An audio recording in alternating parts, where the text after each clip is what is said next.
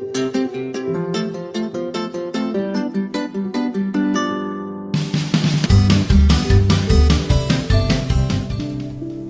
વિદ્યાર્થી મિત્રો, હવે આપણે વાત કરી છે કે આપણે કોઈ એક ધાતુનું ઢોળ છે, બરાબર, બીજા ધાતુ પર ચડાવી છે. એના વિશે આપણે સાંભળેલું છે ને કે એક ધાતુનું વરખ છે બીજી ધાતુ ઉપર હોય છે, રાઈટ? એ કઈ રીતે થતું હોય છે તેના વિશે આપણે માહિતી મેળવવાની છે.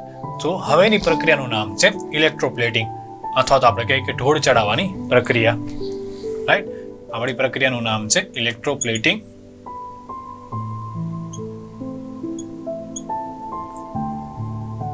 અથવા તો તેને આપણે કહીએ છીએ ઢોળ ચડાવવાની પ્રક્રિયા.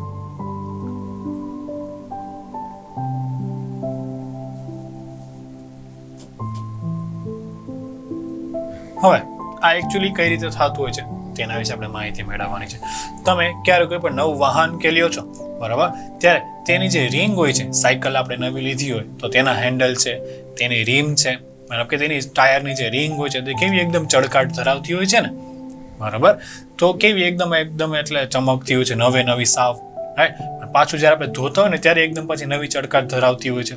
ઓકે, પણ જેમ જેમ થોડોક ટાઈમ થાય તેમ શું થતું હોય છે કે તેમાં તે કટાઈ જતી હોય, મતલબ કે તેની જે ચળકાટ છે તે દૂર થઈ જતી હોય છે, રાઈટ?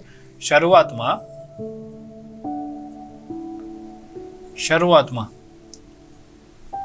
નવી સાયકલ કે નવા વાહનોની ટાયરની રિંગ અથવા તો આપણે કે રીમ ખૂબ જ ચળકાટ ધરાવતી હોય છે.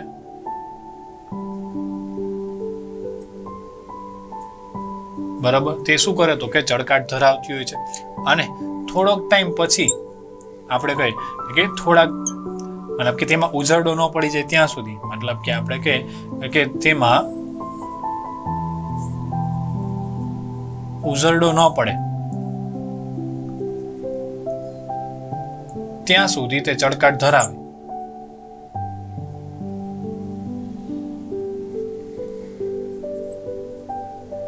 પછી તે ચળકાટ ગુમાવે છે, રાઈટ? પછી શું થાય કે તે ચળકાટ ગુમાવે છે. થોડોક ટાઈમ સુધી એમને સાયકલ ને બધું પડ્યું રહ્યું તો શું થાય કે તેની જે ચળકાટ છે તે ધીરે ધીરે સાવ ઓછી થતી જતી હોય છે, રાઈટ? એવી જ રીતે તમે ઘણા બધા આભૂષણો છે જે સ્ત્રીઓના, રાઈટ, તેના વિશે માહિતી મેળવી હશે કે જેને આપણે કહે છે કે ઇમિટેશનના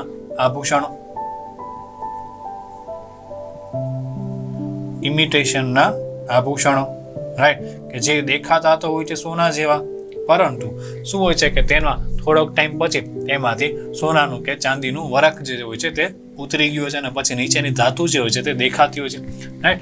તેને આપણે કહીએ છીએ ઇમિટેશનના આભૂષણો. તેમાં શું હોય છે કે જેમાં ઉપરથી સોના કે ચાંદીનું વરખ નીકળી જાય અને નીચેની ધાતુ આપણને દેખાઈ આવે છે, રાઈટ? નીચેની ધાતુ દેખાય છે.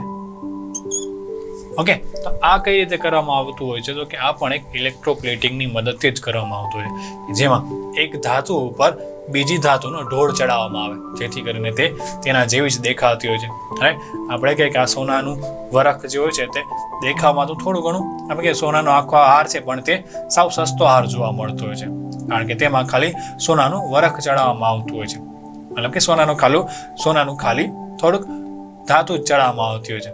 ઓકે, હવે ઇલેક્ટ્રોપ્લેટિંગ જે દર્શાવતી હોય છે તે કઈ રીતે દર્શાવે તેને આપણે એક પ્રવૃત્તિ દ્વારા સમજીએ. ઓકે, તેના માટે આપણે શેની જરૂરત પડશે તો કે તેના માટે આપણે જોશે તાંબાની plate, copper sulphate, right? Copper સલ્ફેટનું દ્રાવણ,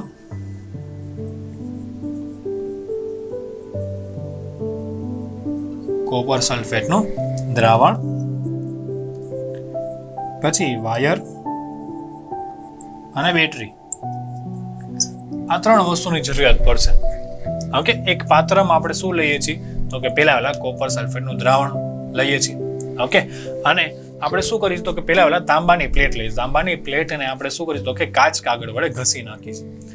તાંબાની પ્લેટને સાફ કરી નાખીશું.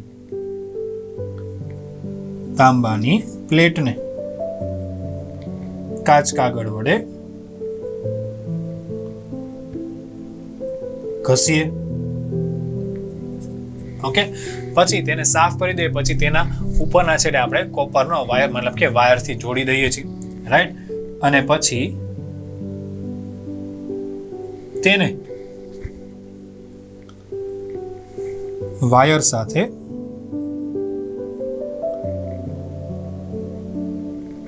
જોડીએ છીએ, જોડી દઈએ. બરોબર. હવે આ વાયર છે તે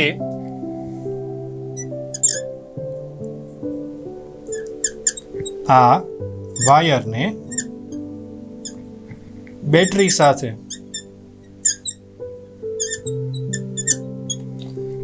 સાથે જોડી દઈએ. આ વાયરને આપણે શું કરીએ તો કે બેટરી સાથે જોડી દઈએ છીએ. રાઈટ, બંને કોપરની પ્લેટને શું કરીએ તો કે આપણે વાયર સાથે જોડી દઈએ અને બેટરી સાથે પણ પાછું જોડી દેતા હોય છે. રાઈટ, હવે આપણે શું લેવાનું છે તો કે પાણી લેવાનું છે. એક પાત્રમાં પાણી લઈએ. શું લઈએ તો કે પાણી લઈએ છીએ. તેમાં કોપર સલ્ફેટનું દ્રાવણ ઉમેરીએ. મતલબ કે તેમાં કોપર સલ્ફેટનો પાવડર આપણે નાખી દઈએ. રાઈટ, નો પાવડર નાખીએ અને તે દ્રાવણ શેનું બની જતું હોય છે તો કે કોપર સલ્ફેટનું આખું દ્રાવણ બની જતું હોય છે. રાઈટ, હવે જ્યારે પરિપથ પૂર્ણ થતો હોય છે ત્યારે શું થાય કે તેમાં ધીરે ધીરે આ દ્રાવણને ઓકે આ પરિપથને આપણે 15 મિનિટ સુધી એમને રાખવાનું છે.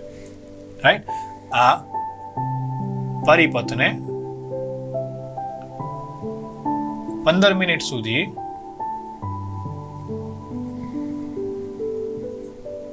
રાખીએ. મતલબ કે 15 મિનિટ સુધી તેમાં વિદ્યુત પ્રવાહ છે તે પસાર થવા દેવાનો. જ્યારે આપણે વિદ્યુત પ્રવાહ પસાર થતો જોઈએ ને તેમાં પછી થોડાક ટાઈમ પછી તેને પ્લેટને બહાર કાઢીએ. જ્યારે પ્લેટને બહાર કાઢી છે ત્યારે તમને કંઈક અલગ જોવા મળતું હશે. થોડાક સમય પછી પ્લેટને બહાર કાઢીએ.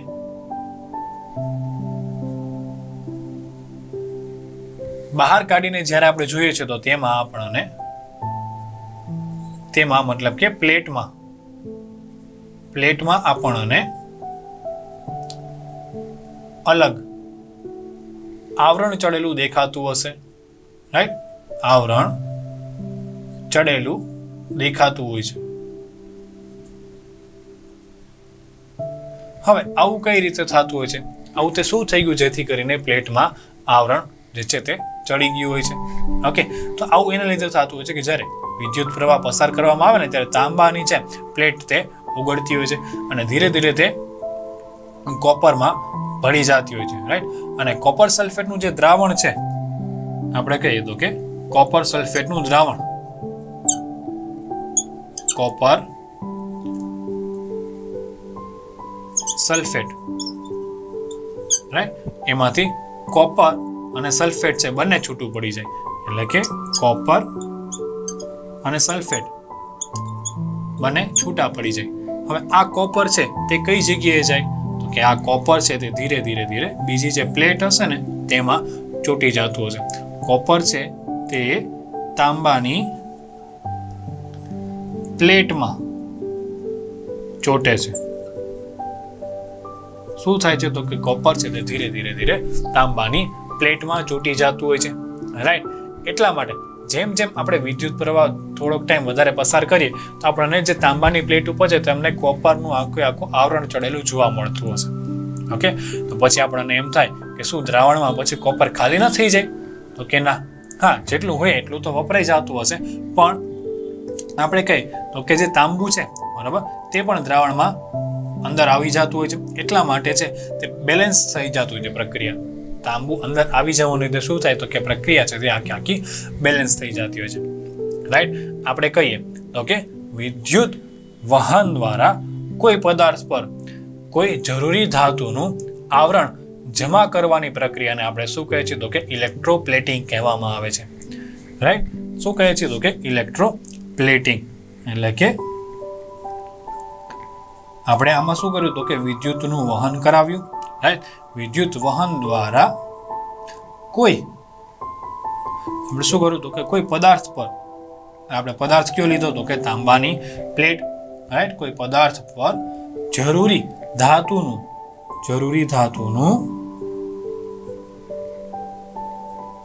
શું કરીશું તો કે આપણે આવરણ જમા કરાવ્યું, રાઈટ.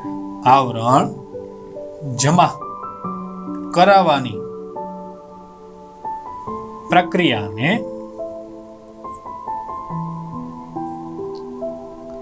શું કહે છે તો કે આપણે ઇલેક્ટ્રોપ્લેટિંગ કહે છે.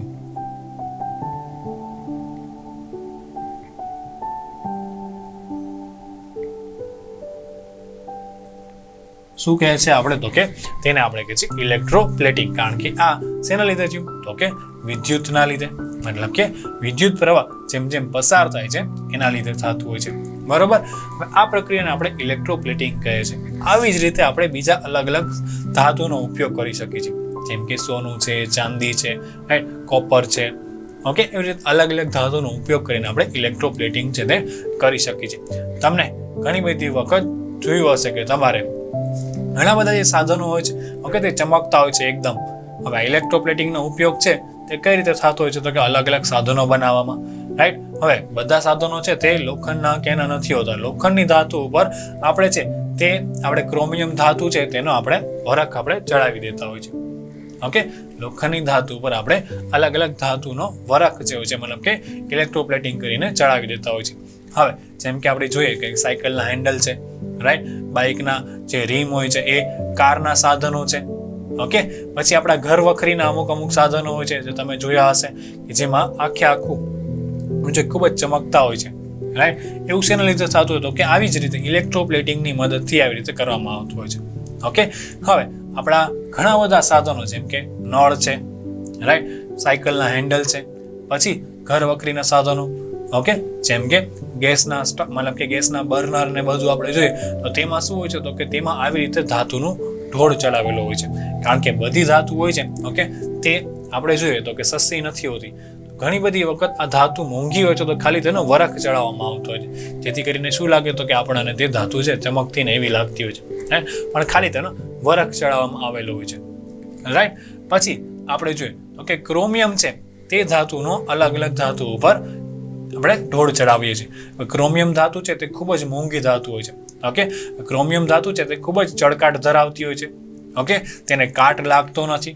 ક્રોમિયમ ધાતુ છે તેને ઉજરડાને અવરોધે છે, મતલબ કે તેને જે ઘસાતી નથી સાવ, રાઈટ. પછી આપણે કે ક્રોમિયમ ધાતુ ખૂબ જ મોંઘી હોય છે એટલા માટે શું કરવામાં આવે છે કે તેનો ખાલી ઢોળ ચડાવવામાં આવતો હોય છે.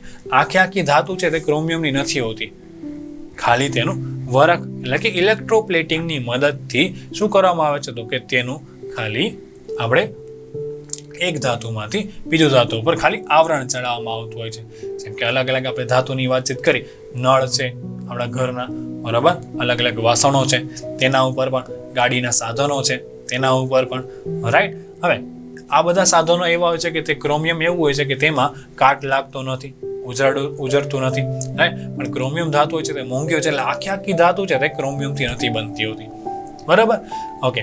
પછી આપણે વાતચીત કરી કે ઘણા બધા સોના ચાંદીના જે દાગીના હોય છે, રાઈટ, તેમાં પણ આવી રીતે ઇલેક્ટ્રોપ્લેટિંગની મદદથી શું કરવામાં આવે તો કે તેના ઉપર વરખ ચડાવવામાં આવતું હોય છે. આપણને ઘણી બધી વખત એમ લાગતું હોય કે આ દાગીના છે એકદમ સાચા ને મોંઘા હશે, પણ તે ઘણા બધા સસ્તા જોવા મળતા હોય. થોડોક ટાઈમ પછી તેનું જે આવરણ જેવું છે તે ઘટી જાય, મતલબ કે નીકળી જાય તો આપણને તેની નીચેની જે ધાતુ હોય છે ને તે દેખાઈ આવતી હોય છે. તમને ઘણા બધા પિક્ચરોમાં એમાં જોયું હશે કે જે કે સોનીને એ લોકો હોય છે, બરાબર, ત્યાં સોનાના ચાંદીના દાગીના હોય તેને અમુકમાં ઘસતા હોય છે, રાઈટ.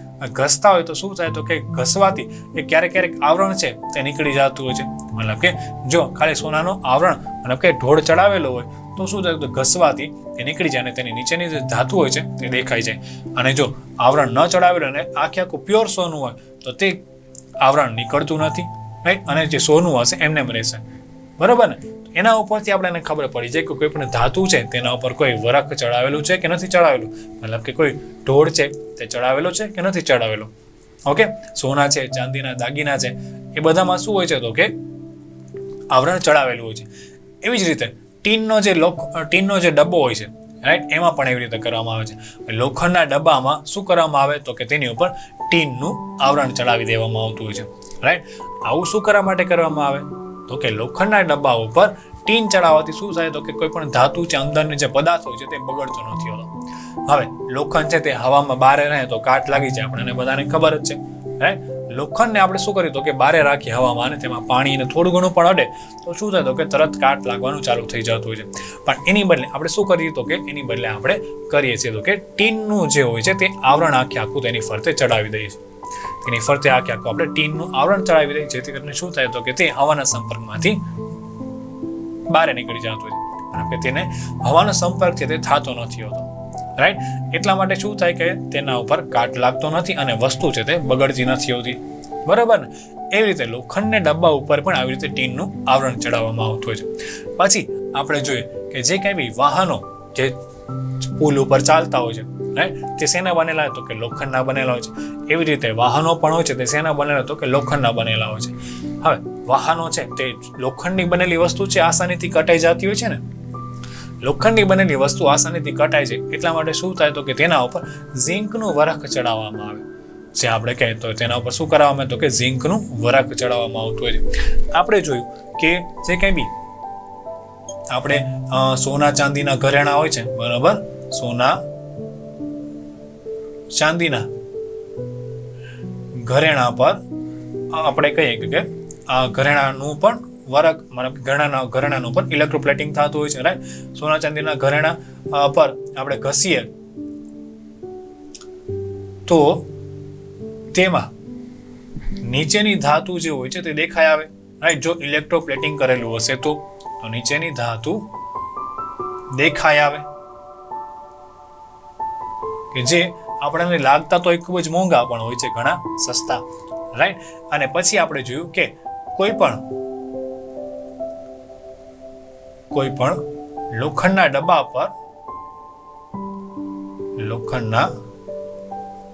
પર ટીનનું આવરણ ચડાવવામાં આવે, રાઈટ, ટીનનું આવરણ ચડાવવામાં આવે, બરાબર. હવે આવું શું કરવા માટે આવે, કારણ કે જે લોખંડનો જે ડબ્બો છે, લોખંડના ડબ્બાને કાટ ન લાગે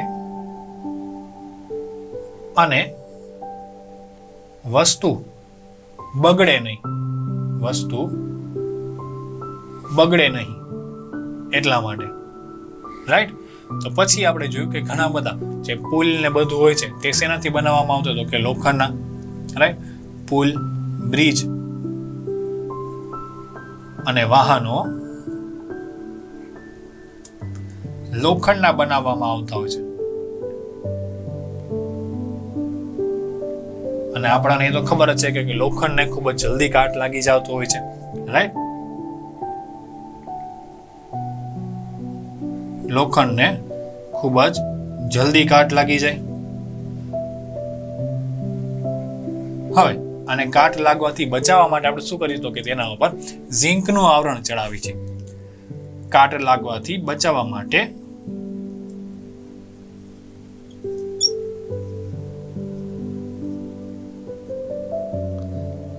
તેની ઉપર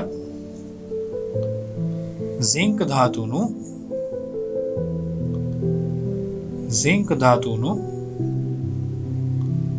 આવરણ ચડાવવામાં આવે,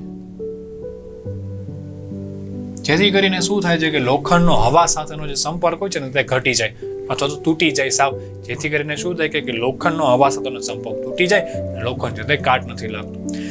આ જ ટેકનિક છે તે સ્ટીમરમાં ને એમાં અપનાવવામાં આવે છે. સ્ટીમર છે, બોટ છે, મોટી, રાઈટ. આ જ ટેકનિક તેમાં અપનાવવામાં આવે, કારણ કે સ્ટીમર અને બોટ છે તેને તો કન્ટિન્યુઅસલી એમાં પાણી સાથે સંપર્ક હોય છે ને, તો લોખંડને પાણી લાગે એટલે શું થાય તો કે તે કાટ લાગી જાય, બરાબર. આવડી મોટી સ્ટીમર બહુ બનાવી હોય, કેટલા બધા પૈસા ખર્ચીને, અને તે 1 જ વર્ષની અંદર કાટ લાગી જાય, બરાબર, તો કેટલું બધું નુકસાન થાય. એટલા માટે સ્ટીમર અને બોટ છે તેને ઝીંકનું આવરણ ચડાવવામાં આવતું હોય છે.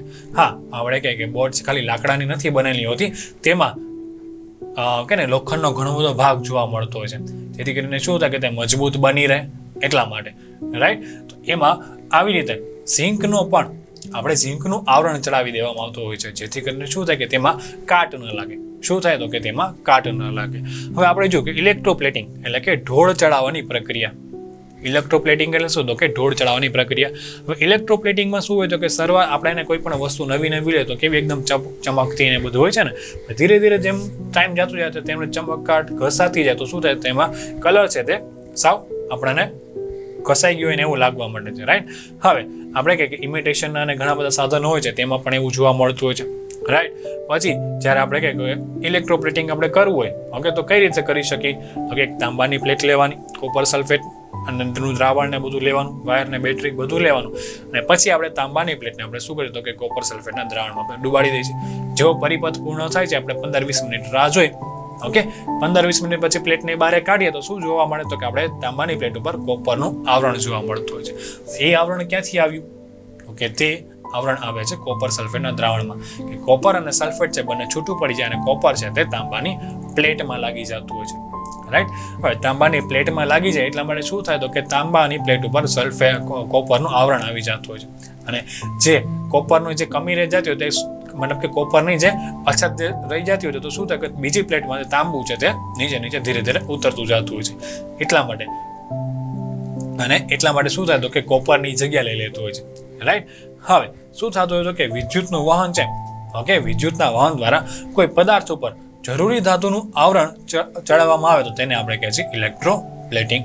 તેને આપણે કહે છે ઇલેક્ટ્રોપ્લેટિંગ. સોના ચાંદીના ઘરેણા હોય છે, બરાબર, જે આપણે એને બહુ મોંઘા લાગતા હોય છે, તો તે ઇમિટેશનના ને બનેલા હોય તો આપણે જોઈએ કે ઘસીએ તો શું થાય કે સોનું વરખ જે ચડાવેલો હોય તો ઉતરી જાય, અને તેની નીચેની જે ધાતુ હોય છે, લોખંડની હોય, કોપરની હોય કે ચાંદીની બનેલી હોય, ઓકે, ધાતુ તરત દેખાઈ આવે તો આપણે કહી શકીએ કે એ છે સોનું છે તે સસ્તું જોવા મળતું છે, રાઈટ. પણ જો આપણે સોનાને ઘસીએ પથ્થર ઉપર અને જો ધાતુ મતલબ કે નીચેની ન દેખાય તો એ પ્યોર સોનાની બનેલી હશે, પ્યોર ચાંદીની બનેલી હશે, એવું કહેવામાં આવતું હોય છે, રાઈટ. હવે એવી રીતે આપણે જોઈએ કે લોખંડના ડબ્બા ઉપર આપણે ટીનનું આવરણ ચડાવી છે. શું કરવા માટે? કારણ કે લોખંડના ડબ્બાને કાટ ન લાગે અને અંદર જે વસ્તુ હોય છે તે સચવાઈ રહે એટલા માટે.